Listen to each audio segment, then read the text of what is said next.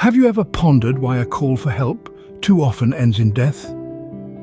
Why is it that the very institution tasked with our protection sometimes morphs into an agent of our destruction? The stories of George Floyd and Jordan Neely provide stark illustrations of this issue.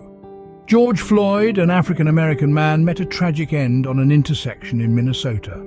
His life was snuffed out under the knee of a police officer, Derek Chauvin. This intersection, now known as George Floyd Square, has become a symbol of the fight against racial bias and police violence.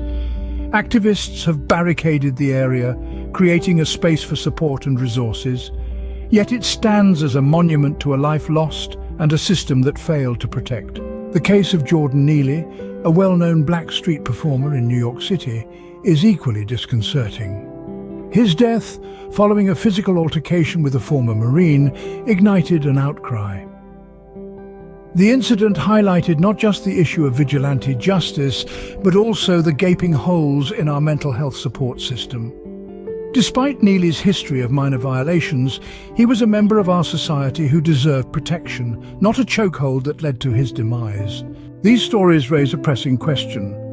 Is this a citizen issue or a police attack? Are these isolated incidents or symptoms of a larger systemic problem? Moreover, would the outcomes have been different if Floyd and Neely were white? As we grapple with these questions, the call to action is clear. We must demand accountability and change. We need to ensure our police forces serve as protectors, not predators. We must advocate for improved mental health services so individuals like Neely are afforded the care they need rather than facing violent ends. The issue of police violence and racial bias isn't just about the victims we've lost. It's about the society we aspire to be. While the future of George Floyd Square remains uncertain, the legacy of George Floyd, Jordan Neely, and countless others like them must endure.